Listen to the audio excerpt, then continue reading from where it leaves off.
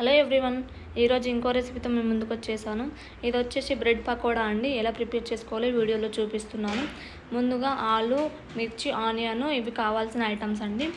ఆలుని బాగా ఉడికించుకోవాలి. ఉడికిన తర్వాత బాగా స్మాష్ చేసుకొని నెక్స్ట్ వచ్చేసి బౌల్ పెట్టి కొద్దిగా ఆయిల్ వేసి ఆవాలు, జీలకర్ర వేసి రెడ్ చిల్లీ, ఆనియన్, కొద్దిగా కరివేపాకు వేసుకోవాలి. బాగా వేగిన తర్వాత పసుపు, కారము, ఉప్పు ఇవి వేసుకొని కలుపుకోవాలి. దాంట్లోనే మనం స్మాష్ చేసుకున్న ఆలుని వేసుకొని కర్రీలాగా చేసుకోవాలి. నెక్స్ట్ వచ్చేసి కొద్దిగా శనగపిండి తీసుకొని అందులో కారము, ఉప్పు, సోడా, ఓమ వేసుకొని బాగా పల్చగా కలుపుకోవాలి. గట్టిగా కూడా కలపద్దు. ఇలా ఈ వీడియోలో చూపిస్తున్నలాగా మిక్స్ చేసుకోవాలి.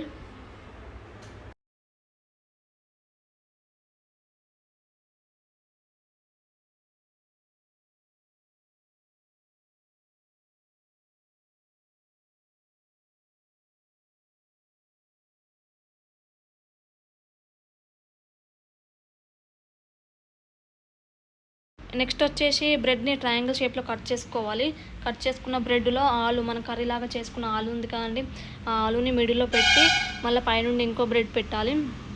ఇలా చేసిన తర్వాత నెక్స్ట్ వచ్చేసి మనం పల్చగా కలుపుకున్న శనగపిండి ఉంది కదండి, అందులో బ్రెడ్ని బాగా మిక్స్ చేయాలి. శనగపిండి దానికి బాగా అతుక్కోవాలి.